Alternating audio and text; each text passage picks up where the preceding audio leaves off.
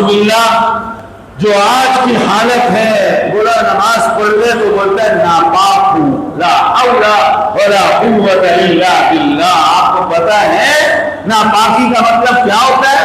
नापाक का मतलब क्या है?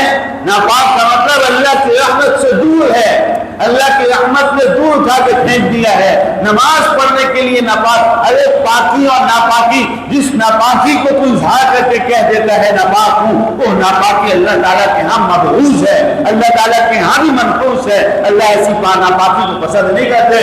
अल्लाह ने कहा इन्नल्लाह युहिब्बुत तव्वाबीन, अल्लाह ताला मोहब्बत करते हैं तौबा करने वालों से, और युहिब्बुल मुतत्तहिरीन, और अल्लाह पाक रहने वालों से भी मोहब्बत फरमाते हैं। इसलिए बहुत सारे बुजुर्गों ने तो लिखा है कि अगर कोई आदमी 24 घंटे वुजू से भी रहने का एहतमाम करे, अल्लाह उसको कयामत के दिन तो नूर अता फरमाएंगे, बोला दुनिया के अंदर उसको नूर मिल जाए। एक हदीस मुबारक है, रसूल करीम रहमतुल्लिल आलमीन ने इरशाद फरमाया कि कयामत के दिन जब लोग आएंगे और मेरी उम्मत के लोग जो बहुत एहतमाम से वुजू करते होंगे, जब वो कयामत के दिन आएंगे तो लोग पिछली उम्मतों के लोग उनके मुताल्लिक फरिश्तों से पूछेंगे कि क्या ये अंबिया है?